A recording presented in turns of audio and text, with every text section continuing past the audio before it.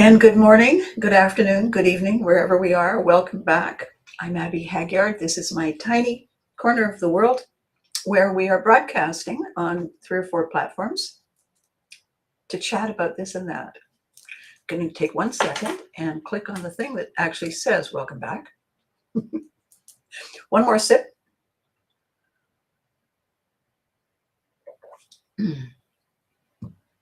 I never notice until I'm reviewing the video how loud I swallow or how acutely my microphone picks it up. You think, what does it sound like in a restaurant to people? So I have a couple of exciting things to talk about today, as hopefully you feel every day. And the first thing I want to say is how wonderful it is. Good morning, Eddie. Good morning. How are you? The first thing I want to say is how wonderful it is that people are gaining momentum in checking out the videos. It is a wonderful experience. Good morning, Miss Maggie. It's a wonderful experience to suddenly get a little email from LinkedIn or YouTube or Facebook. And I'm realizing that there are more of us getting involved in this conversation than I'm aware of in the moment. It's a lot like radio. I worked in morning drive radio for, it felt like forever, but that's because I had to get up at 4 o'clock in the morning every day. And you don't know who's watching until you realize you get the ratings and either you're fired or, you're the Queen of the Nile. And so it's a lot like that. And when I realized, I added up the numbers from LinkedIn, and I had 1,840 2 weeks ago. Last week, I had 1,683. So that you think, wait, that's down. No, cumulative, it's 3,500 people. It's 3,500 people watching, 3,500 people on LinkedIn in all the various different groups. So yay. And I have somehow managed to acquire 6,000 people on my Facebook. And then I belong to a couple of other fabulous groups on Facebook. And who knows how many of them are watching. So what I want to say at the beginning is good morning, Charles. Oh, it's nice to see you. How's Kat? How's she doing? I'm sorry to hear about her family loss.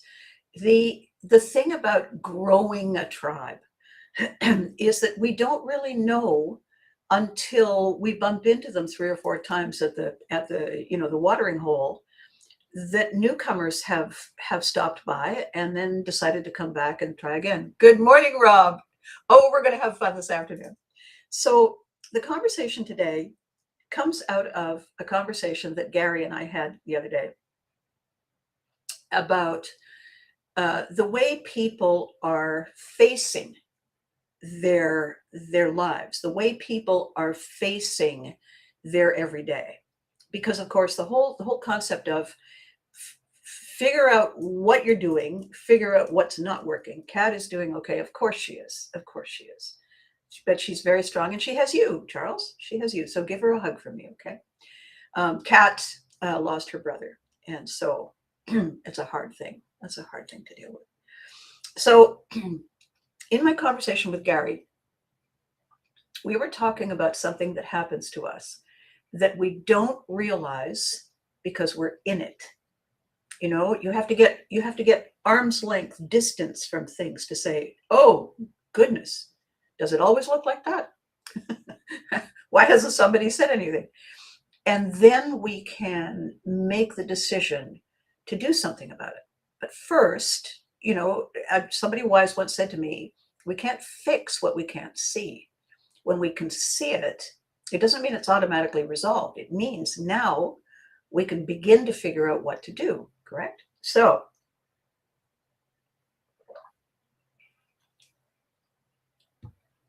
a lot of what I learned from the therapists who became my clients, I know, right? In a perfect world, was that people unconsciously carry with them the story that had the most impact. They don't walk around repeating it, but it becomes part of the assumed normal. This is the way it is. That was the week that was. People like us do things like this. It becomes embedded in the foundation, which reminds me, I was living in a house a few years ago that had leaks in the basement. And we discovered that when the foundation was poured, the chap pouring the foundation had a little boy who was helpfully sticking twigs into the wet concrete. And when the twigs rotted, there were little drifts of that little boy's best efforts. We don't realize the cracks in our foundation. We don't realize that thing we just do automatically is not always helpful. It may have been helpful at the time. It may have saved us. It may have saved our sanity. It may have saved our lives. It may have saved a strategy. It may have been really important. However, that doesn't mean it still is. And we struggle, first of all, if we don't even realize we do it. And second, we struggle because when it comes to the forefront and we realize what we've been doing, it's ingrained. It's one of our patterns. It's old, you know. You can't just say, I divorce thee, and it goes away. It's a lot of work to undo something that has become so ingrained we don't even know we're doing it. It's deeper than autopilot, right? And so, you know, and Gary has Viking ancestors. I have Viking ancestors, and we talk about our families a lot. His are from England, so are mine. And there are just so many similarities when we decided we were going to work on this business together, because when you come from the same place, you have automatic comfort zones that you don't have to build the way you do with people you've never met before. And I think that's why when we meet people, we're looking for those common threads that we can basically continue the knitting rather than start from scratch, right? So one of the things that comes up a lot, and Maggie and I were talking about it, as a matter of fact, last night, people don't know they're doing a thing because they've always done it. Or it feels like they've always done it. When you repeat a pattern enough times, long enough, you no longer think of it. And when you remember the first time you got behind the wheel of a vehicle, wasn't that a busy time? How much fun was that? Not at all, because way too much. Now you get behind the wheel, you can drive, you can yell at the stranger who can't hear you. You can figure out where to turn, and if that light is turning red, you can yell at the person in the back seat who keeps playing something too loud. You can do all those things and still drive. How is that possible? It's possible because the actual driving functions, the feet and the hands and the check the mirrors and stuff, that has become ingrained. That has become automatic. If you ever learn to drive on a standard where you have to clutch and shift and all that, that takes a lot more to get to the autopilot stage. Nevertheless, it gets there. And so the conversation today that is so important for us, so important for our careers and all our other relationships, because anything we do in conjunction with anybody else, with anything else, that's a relationship. So we help ourselves when we take a step back and do a diagnostic, a self-check. How's this? How's this? How's this? On a scale of 10, how's this? How's this? Why? Because we forget. We get lazy. We get comfortable. We take shortcuts. We make small improvements that aren't necessarily good. And we don't even know we're doing it. It takes a stranger coming in saying, why is everybody leaning that way? And everybody turns around and says, I don't know. Why are we leaning that way? It happens all the time. So the conversation today is a fair question. Are you fighting back or are you fighting forward? fighting back or fighting forward? 1 second.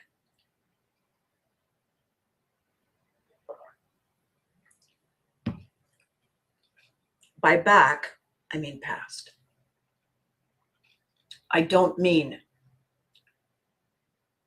police your boundaries, although that's part of it. What I mean is, are you still presenting arguments to the court about a case that happened 10 years ago, 10 weeks ago, 20 years ago, 20 minutes ago? Are you revisiting? Are you indulging in? And another thing, I notice Mother Nature appears to be doing that a lot. Have you noticed? Winter's over. Yeah, watch this. And another thing, snow. The question isn't, why are we doing that? Why are we hanging on to something that happened and is over? That's not the question. The question is, what does it give us? What does it do for us to keep doing that?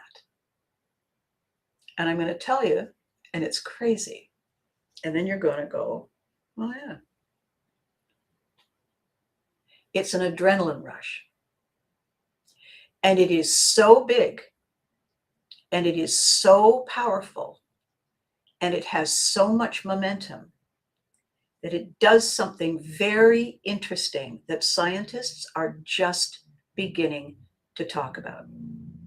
And the reason they're talking about it is everybody is so fragmented, and everybody has brain fog, and everybody is phoning it in, and they're exhausted, and they can't focus anymore. When you fight back, it's a rear guard action. It's an injustice that you feel was never properly served. And your adrenaline shot is so high and so hard that your 3 separate brains come together. That almost never happens. The emotional brain, the one that keeps us alive, that lives back here, it's a primal brain. They call it the lizard brain sometimes. It's pure emotion. It's pre-verbal, so you can't tell your emotions to knock it off. That's nonsense. It is operating on pure basic survival. It's life or death. It doesn't know anything in between. It's in the present now, always. It is the same for that brain. It is the same now as it has always been. It doesn't know that we have 500 tribes. It thinks we're still that small collective of us in a cave. And its job is to keep us alive. That brain drives everything. It does 95% of the work keeping the body moving and going. When it detects that there's a problem, it triggers the release of a hormone that makes us crave something. And then we go do it. It's very, very powerful. Here is the conscious brain, the thinking brain, the ego brain, if you like. It is the one that thinks it's driving the car and then realizes somebody else has been driving the car when all of a sudden something happens on the highway. You notice that? You're driving along, all of a sudden, whoa. Yeah, well, it was the subconscious brain who was doing the simple pattern. And the conscious brain was thinking about pork chops for supper. And then all of a sudden it's back in charge. The conscious brain doesn't know there's a subconscious brain. Subconscious brain does not know there's a conscious brain. They don't live in the same worlds, different planets. The third brain, I mean, there's a bunch of different areas in the brain, but these 3 primary brains that are the most important of all are these 3. The third one, the one that's here, is called prefrontal cortex. It's the cortex. This is the prefrontal cortex. This brain starts to develop around we're 15, 16. And it understands cause and effect. It grasps the idea that maybe we get drunk after we write the exam rather than the night before. It grasps the idea of getting enough sleep if we have to get up at 4 o'clock in the morning and go and win a race. It understands timing. And it also acts as a go-between between the other two brains. So this one ties everything together. When you get a powerful cortisol, adrenaline push, it's magic, it's magnetic. This brain hooks everybody up for that split second. And for that split second, I got to tell you, for people with ADHD, it is sublime. Right, Rob? Right, Maggie?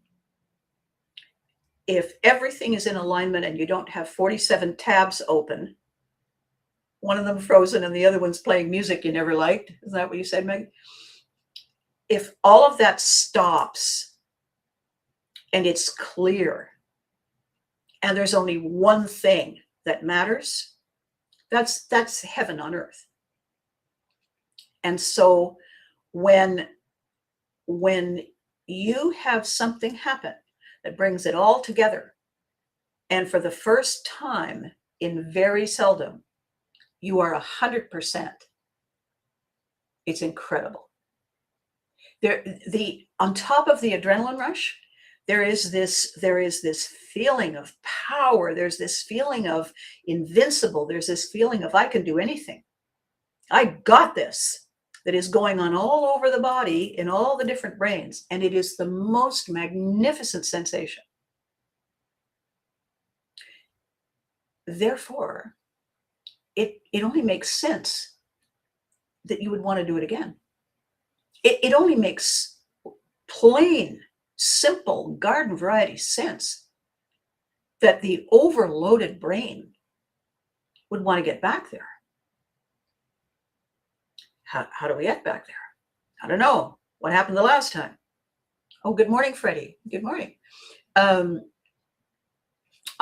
relaying the good morning through Eddie. Thank you, Eddie. We don't know what prompts us because it happens so fast that we are suddenly angry again, that something sets us off. And we talk about triggers, and we talk about trauma, and we talk about post-trauma stress, and we talk about all those things.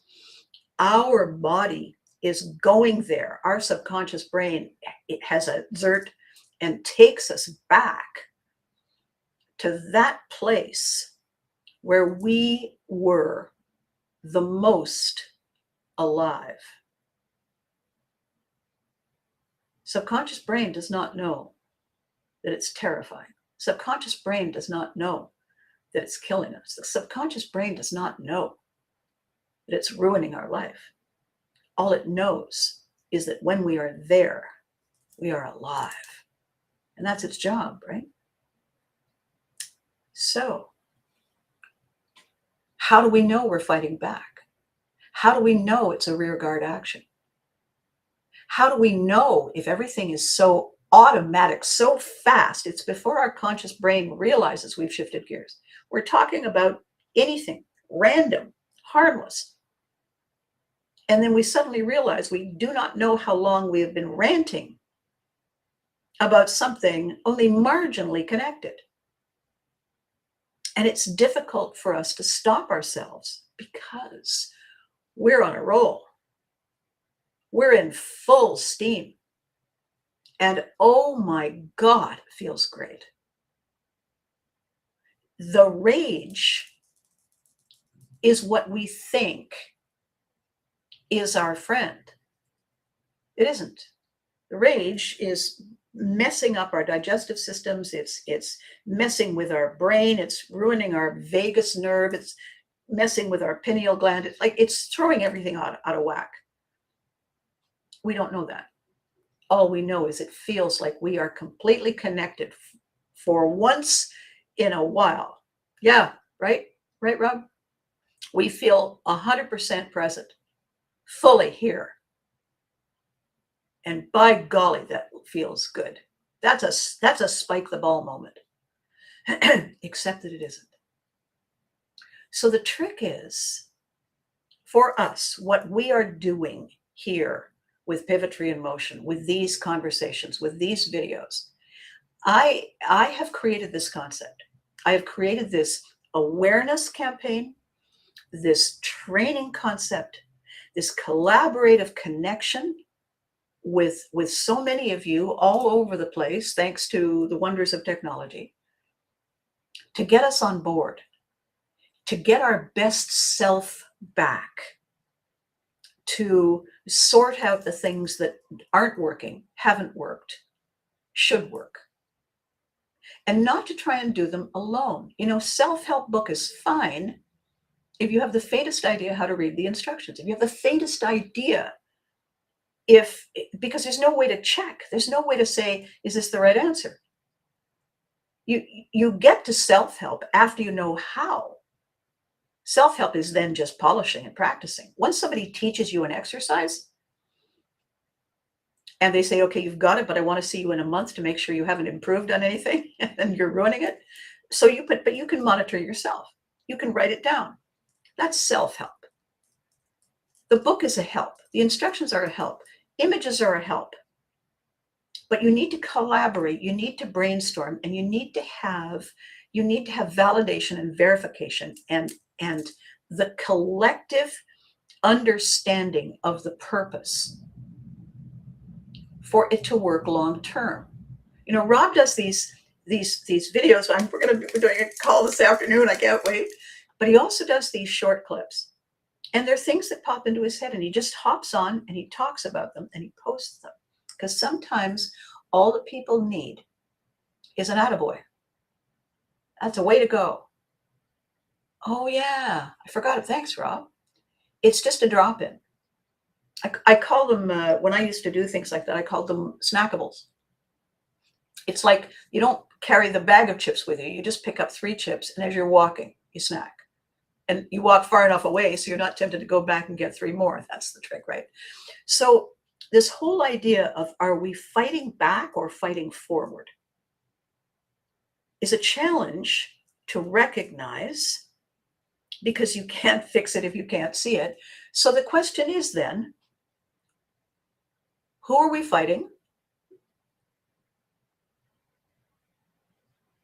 When did it happen? What did it change? Who does it serve? We know why we care. We know why we care. It's because it's giving us that sensation of all the brains working together as one. Finally, we're a team. Okay. The point I'm going to make here today is that we can get that team brain thing happening without that. That's the point of this exercise today. So, when did it happen? When did this happen? That's the first question. What am I arguing about? What am I making a point about? When did it happen? Was I there? No? Then are you sure that the details are accurate? If you weren't there, are you sure the details are accurate? Those are the only 2 questions. When did it happen? If you weren't there, how do you know the details are accurate? Those are the only 2 questions, because otherwise now we're down a rabbit hole. So if it isn't now and we weren't there, then why are we fighting it? Why are we fighting it? Why are we angry about it? If it isn't now and we weren't there, what are we doing? Are we gaining ground? Are we changing the game? Or are we just grabbing that sensation and hanging on? Because if we're grabbing the sensation and hanging on, there's another way to do it. If we were there and it was 10 minutes ago and we know the details, okay, then it's a conversation. Raging about it doesn't make for a helpful conversation, because when you're in your fight mode, flight mode, you can't think clearly. Fight, flight is here, think clearly is here. It takes a long time to get it from there. So if we're fighting back, the only purpose it serves is to feel the connecting rush. If we can find another way to feel that rush, then we can do something really powerful and important for us and everyone around us. We can stop spinning our wheels. We can stop investing our time in something that never changes. You can't change the past. Yelling about it doesn't change anything. I'm not talking about forgetting the past. You know, if you don't pay attention to history, we're doomed to repeat it. Don't forget it, but you don't need to keep putting on the armor and riding off into battle because all the other soldiers went home 10 years ago. You're the only one on the field. So if we're fighting back, if it's not now and we weren't there, then all we're looking for is that connection. Fair enough. Now let's talk about fighting forward. I don't mean wading into the Macy's Thanksgiving Day sales or Boxing Day sales. That's not fighting forward. Well, it is, but it's not what I mean. Fighting forward is pioneering. Fighting forward is breaking trail. It's not pushing and shoving through a group of people we don't agree with on some subject. That's a whole other conversation. For us, for our purpose, for our strength, and by the way, for our capacity to be just as awesome as we are capable of being, my definition of fighting forward is a little more refined. Hang on. My throat is a little hoarse this morning. I have an interesting small first world issue. A lot of humidity. Turn on the fan, or if the AC is working, turn on the AC for a little bit, turn on the fan. Okay, so you cool down, everything is better, except that your throat is dry because of all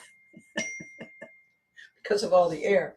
So where we are now in terms of fighting forward is we are breaking trail. We are pioneers. Every day of our lives is a brand new opportunity to seize the day.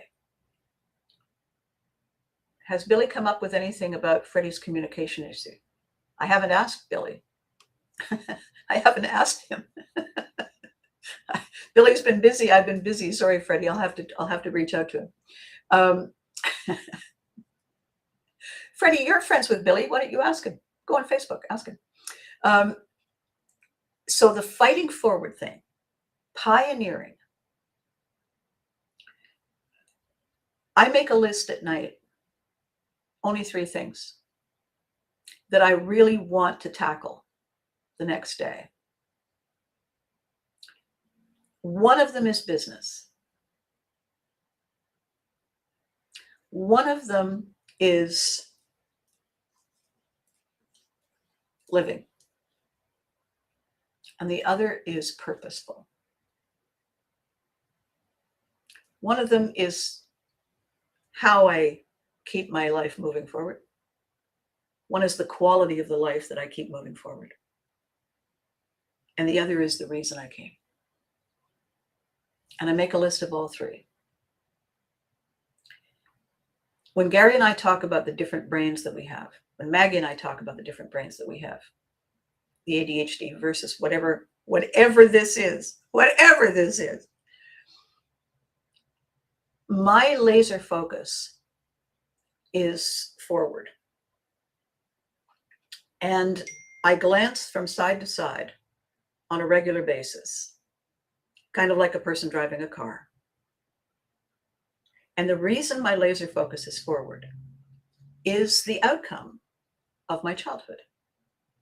It is how I learned to navigate my life, because military means every few years, it's a brand new world. It's a brand new life. It's a fresh start. It's a restart. And that gives me an opportunity to start again. It also gives me countless opportunities to get lost, forget where my house is, have no idea where I parked the car. And so I have heightened awareness for forward, heightened awareness for purpose. And I make that list of those three things to sharp edge my focus, my purpose for the next day. The other reason I do it is I was in a car accident at the age of 17, and everyone at the time said it was a miracle that anybody walked away from it. So at a very young age, I became aware, consciously, personally aware that we are mortal. And I'm a lot more careful, and I'm a lot more grateful about the number of bonus days. This is my personal definition of fighting forward. The concept, Gary and I have brainstormed so many brilliant concepts in the last few years. Most of us get up, get dressed, do the thing, get in the transportation, go to work, fill the day, come home, make something to eat, hug the loved ones, go to bed, rinse and repeat. Sometimes we save for a vacation. Sometimes we get on the call with people and say, let's have a reunion. Almost none of us ask ourselves, what did I want to achieve today? What did I want to nudge one more step forward? Most of us don't have a long-term plan. Most of us live day by day. And that's perfectly normal because we got a lot going on. The thing is, if we don't know why we came, if we don't have somewhere we want to get to, a very sad thing can happen. It starts to be ho-hum. It starts to be same old, same old. When we were kids, we wanted to be in high school. When we were in high school, we wanted to be in college. When we wanted to quit and have a job. When we were in college, we wanted to quit and have a job. When we got the job, we wished we were back in high school. Some of us wanted to get married. Some of us wanted to have kids. Some of us wanted to live in a better place. We wanted to do this. We wanted to travel. We wanted to learn this. Some of us had a goal beyond socks first, shoes next. Most of us didn't. Most of us don't. Most of us just go through the day. Here's what happens when we allow that to be our lives. There's no thrill of victory at any time. We didn't achieve a goal. We didn't achieve an outcome. We didn't reach that turning point. Gary has this hilarious story. They were doing some military maneuver in the dark, and he thought he was stepping over a small stream, pitch dark, no light anywhere. Thought he was stepping over a small stream, and he was. What he didn't realize until immediately after he'd stepped over the stream was that on the other side of the stream, it was a ravine. And while he was dealing with the fact that there was nothing beneath his feet and deciding whether or not to scream, he landed. And he doesn't know why he didn't break off both feet at the ankles or snap his knees. And he didn't. And while he stood there wondering what the hell that was, he realized that he didn't have a plan to get back up. They had all talked about where they were going and what they were doing and what they were going to deal with, but nobody had said, what if there's a ravine? What do we do? Most of the time, military maneuvers, they plan for the what if. They plan for the now what. And in this particular case, he hadn't. And so it was a fascinating story of getting him back up the side of that, whatever that was. When I talked a couple of weeks ago about the now what moment, and that what precedes now what is, wait, what? Now what? We end up there all the time. And it's in that wait, what, now what, that we recognize that we didn't have a plan. We didn't have a plan A. We didn't have a plan B. We certainly don't have a plan C, and we certainly, absolutely do not hold the key to our door number 3. We are not in charge of our lives. And the question becomes, why not? And nobody really has an answer. Typically, when you do the investigating, we grow up without that kind of training. Our families were busy. Our families were scattered. Our families had too many more things on the plate than that. Sometimes we luck out. We join the Boy Scouts. We get in a group that teaches us how to organize and orchestrate. I mean, there's lots of things you can sign up for, budget your time and whatnot. This is bigger than that. Why am I here? The 5Q life question quiz. Instead of what does it do, what do I do? Instead of who does it serve, what does it serve me? Instead of what does it change, it's what do I change? Instead of why do they care, it's why do I care that I do any of this? Where is my underlying purpose? And the last question, what's in it for me? What's in it for me to keep staying stuck, keep fighting back? What's in it for me anymore after right now, today? Rhea, good morning. What is in it for me to keep ignoring the fact that I'm in charge? That I get to choose every day, that I get to be the one who says, no, yes.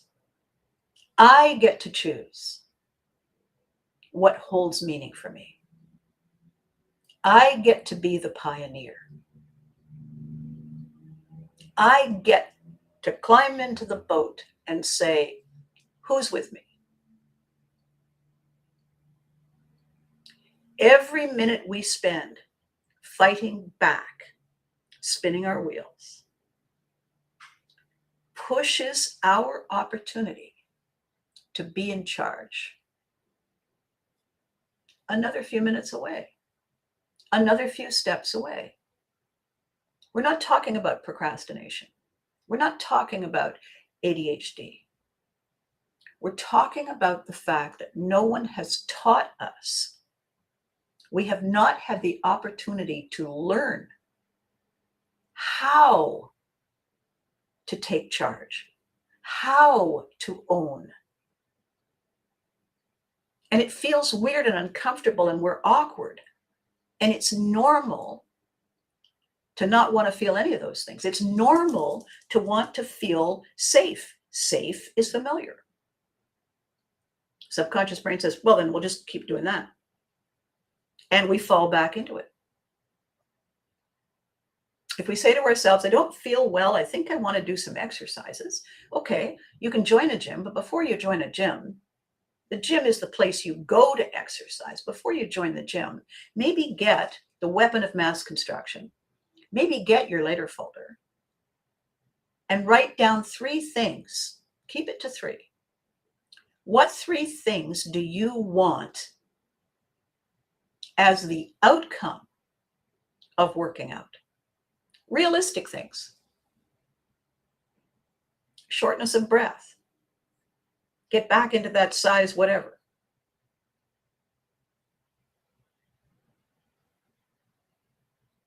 Have the ability to tell everybody who says maybe you need a cane to say think again. You just want to feel better? Fine. If there's only one, I just want to feel better, great. Write it down. Now here's the trick. Here is the trick to fighting forward that nobody tells you. A lot of these motivational people, they tell you raise your vibration, focus, control this. No, it isn't. It's an acting technique. Life imitates art. Art imitates life. Okay. If I got a role in a show and I played somebody who was really healthy,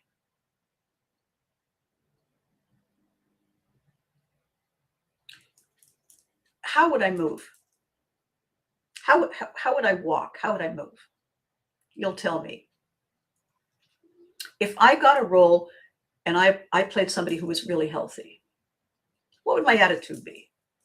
Would I be upbeat? Would I have energy? Would I be really focused? Would I be smiling? What would my attitude be? Third thing, if I got a role in a show and I was playing somebody really healthy, what would my first instinct be when I went to the fridge to get something to eat? We're not talking fitness madness, but what would my first instinct be? Supper time, getting ready to make a meal. I'm really healthy. What would my first instinct be? What would my first instinct be if I was really healthy? How would I move? If I was really healthy, how would my attitude be? If I was really healthy, what would I decide I was going to eat for supper, breakfast, lunch? What would I just automatically do? That's an acting exercise. Okay, in the later folder, the first thing you say is, I am, let's say healthy. I am healthy. Not I want to be healthy. Not I want to be fit. I am healthy. That's the given. Then what are the three things? How do I feel? What is my mood? What am I eating? Write them down. That's not a mantra. That's a description. I'm healthy? Fine. How do I feel? What do I do? How do I feel? What is my mood? What am I eating?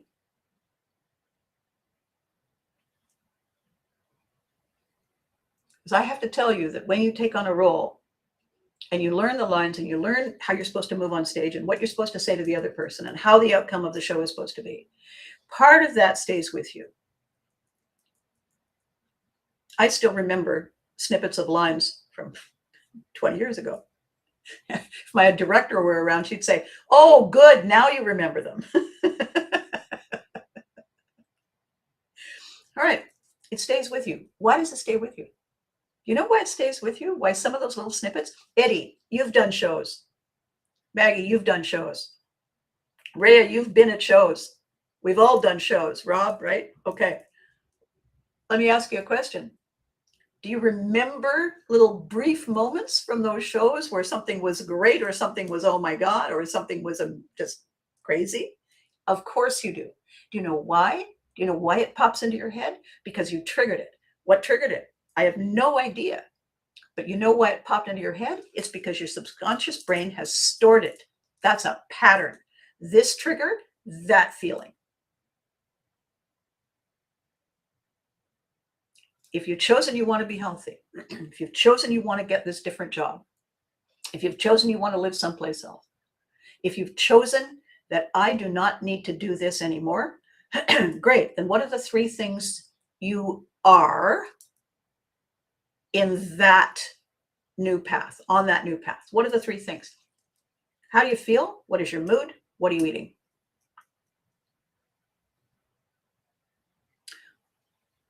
What do we call those things? That's called strategic fighting. You're fighting forward. You're blazing a trail. You're setting a pattern on the path. When you come back, you'll be following that pattern. Each time you come back, the pattern is easier. How long does it take? Come on, inner peace. I haven't got all day. How long does it take? That all depends on how keen you are to do it, to be it, to think it, to feel it, to taste it, to live it. Can't rush it. You can't make it happen faster, but you can make it happen more solid, more now. If this is what you choose, it doesn't negate what happened. It doesn't remove those scars. I'll tell you what it does do. When you are fully fused, now you've written it down. This is who I am. This is what I do. And these are my three things. This is how I feel. This is how I move. This is what I do. You are fusing those three brains. You are teaching your three brains to collaborate. You are teaching your entire system how to become a synchro-meshed transmission.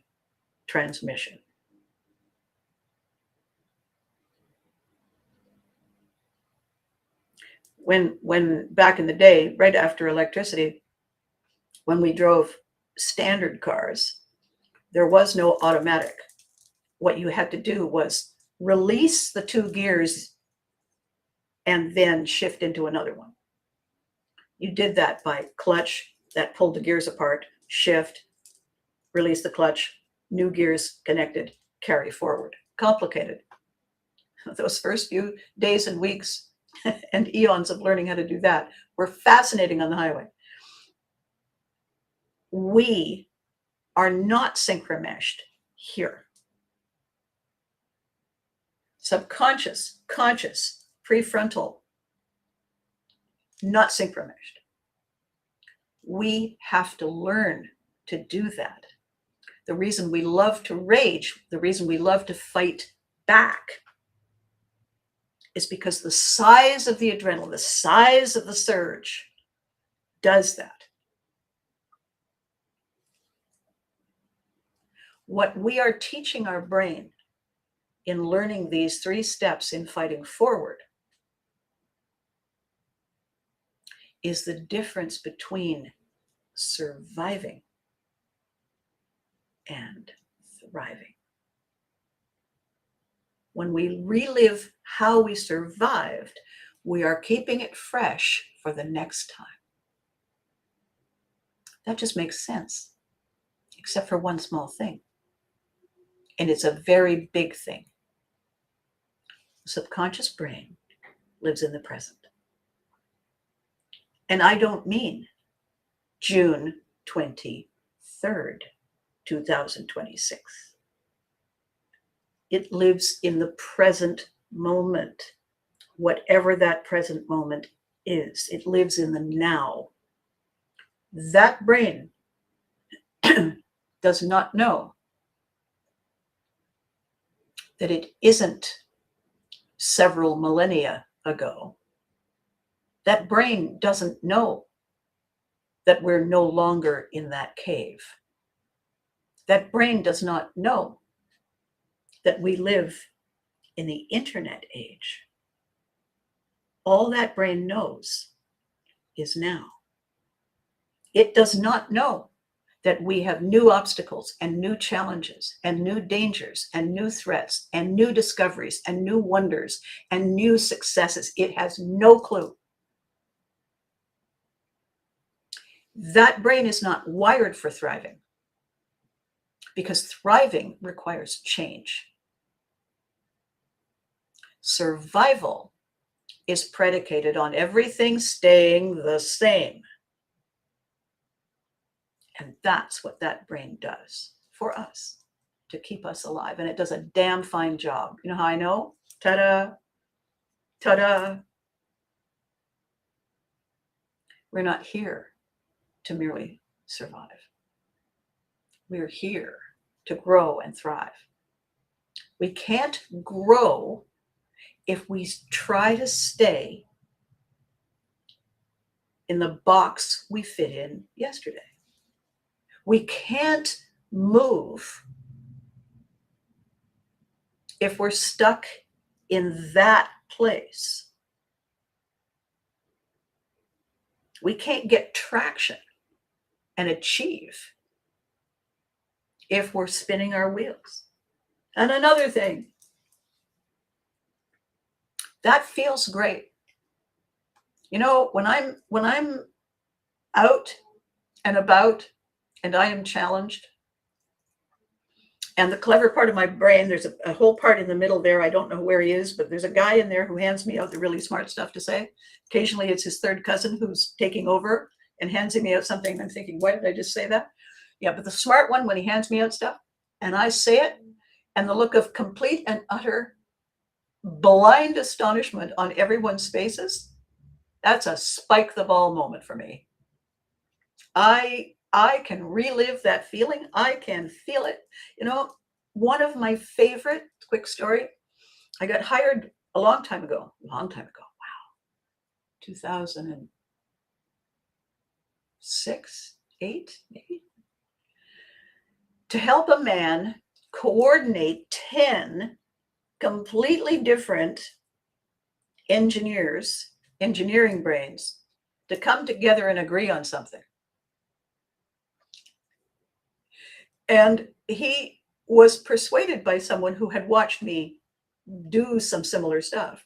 He was persuaded to hire me to come in and get everybody facing in the same direction. And he met me and he said, I don't think this is going to work. I don't think 10 engineers are going to look at you and say, oh, yay. Because you know what I don't look like? That. I don't look like any of that. I look like, oh, here we go. And I said, Noel, you know what? I'll come up with something. So I came up with something, and the deal was, if you buy into this, then all I want you to do is not fight me for the next 3 hours. Just put down the weapons for the next 3 hours. Give me the benefit of the doubt if you buy into this premise. And they all eventually grumblingly agreed, except one. He was a little older, a little more set in his ways, and he didn't like the cut of my jib at all. He eventually came kind of around a little bit, but he was very grand about it. You know, I still have my questions about you, he said at the end of the day, like I care. Anyway, here's how I love the sensation of fighting forward. I love it. It's just so amazing, because when you're fully present and you're fully alert, magic happens. So I was explaining to these 10 men that what we had to do as a team on that day was understand how difficult it will be, how difficult it already always is, to walk a mile in everyone else's shoes. And I said, the point of this team is that we are not alike. Every single one of us is very different. And I know that the 10 of you are looking at me and saying, and that one is the most different of all. And I said, however, we have to create a team mindset today. We don't try to be alike. We need to be exactly who we are. That's going to be the strength of our agreement. And that guy said one sentence, and I answered him in a split second, because that guy was in charge, and it was amazing. And here's what he said. So he said, me said, I thought there was no I in team. That's because there's 2 in idiot. Thank you. I'd like to thank all the little people. The 9 other guys, I thought they were going to hurt themselves. They laughed so hard, which didn't help, that guy much. But at the end of the day, that's when he said, I said, no, I'm not. The object of the exercise in that moment was for me to jolt that man out of his rear guard attack on me, his preconceived idea that no red-headed actress was ever going to be able to blah, blah, blah, blah, blah, blah, blah. And I smacked him upside the head firmly, and he didn't see it coming. And that jolted him out of his complacency. It forced him into forward. Yes, you can do it nice, or you can, you know that, remember that was it Fram oil filter commercial? Little guy in coveralls, he's talking about, you know, your engine repair. He's holding a Fram oil filter and he says, you know, it's just that you get your oil and people don't want a filter, but I got to tell you, you can pay me now. Then the camera pans down and beside him on the ground, there's an engine. He says, or you can pay me later. And this is the conversation we're having. The real conversation we're having is that you can stay hanging on to your brain fog. You can stay hanging on to your overwhelm. You can stay fighting the rear guard action if that's what you want.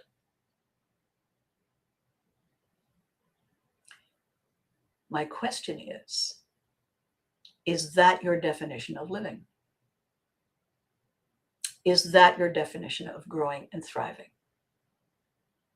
Is that your definition of waking up each day and saying, all righty then? No? Gosh, if only you could choose to change it. Wait, what? Yep, it's a now what moment. You can keep going that way, or you can turn around and say, oh, how long has that door been open?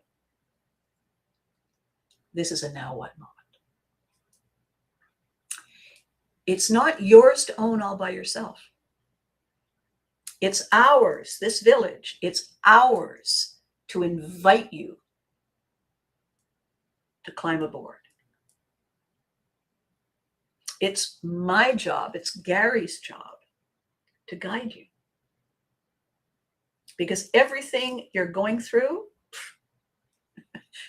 we not only wrote the book, we wrote 10 of them and they're coming out soon. And we're here to help. We're going to have a diagnostic coming out really soon. It's kind of a checklist of what you've got, what you don't, what you need, what you want. And then we can slot you in the kinds of things that you'll really find really cool. So with all that said, so have I missed anything while I've been blathering on? Oh, okay. All right. Oh, so Rhea, you're on board. So here's the deal. This afternoon, Rob and I are going to change the world. And then we're going to talk about it on Thursday and how much fun it was.